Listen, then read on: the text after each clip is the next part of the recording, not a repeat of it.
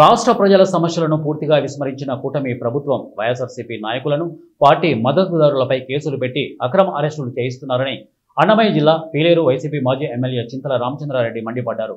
MP Venkat Mithun రెడ్డిని అక్రమ కేసులో అరెస్ట్ చేసిన కూటమి ప్రభుత్వానికి పతనం తప్పదని ఆయన అన్నారు. స్థానిక అంబేద్కర్ విగ్రహానికి పూలమాలలు వేసి నల్ల బ్యాడ్జీలతో అంబేద్కర్ సర్కిల్ నుండి 4 రోడ్ల కూడలి వరకు ర్యాలీ నిర్వహించి నిరసన తెలిపారు. ఎంపీ మిథున్ రెడ్డి అరెస్టును తీవ్రంగా వ్యతిరేకిస్తున్నామని అన్నారు. ఎన్నికల్లో ఇచ్చిన హామీలు సూపర్ 6 పథకాలు అమలు చేయకుండా వైఎస్ఆర్సీపీ పార్టీకి అనుకూలంగా పనిచేసే వారి మీద రెడ్ బుక్ అమలు చేస్తోందని అన్నారు. ఇక పెద్దిరెడ్డి కుటుంబం ఉమ్మడి చిత్తూరు జిల్లాలో రాజకీయంగా బలంగా ఉన్న కారణంతోనే పెద్దిరెడ్డి కుటుంబాన్ని ఏదో విధంగా ఇబ్బంది పెట్టే విధంగా ఈ కూటమి ప్రభుత్వం కుట్ర చేస్తోందని అన్నారు. ఏదైనా ఉంటే రాజకీయంగా ఎదుర్కోవాలి తప్ప ఇటువంటి రెడ్ బుక్ పాలన చేయకూడదని హితవు పలికారు.